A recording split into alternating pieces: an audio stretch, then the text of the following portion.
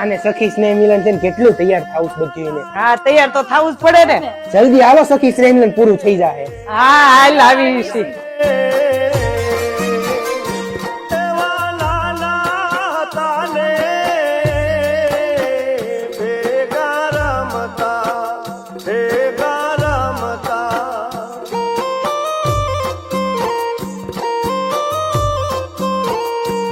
એવા નાના હતા ને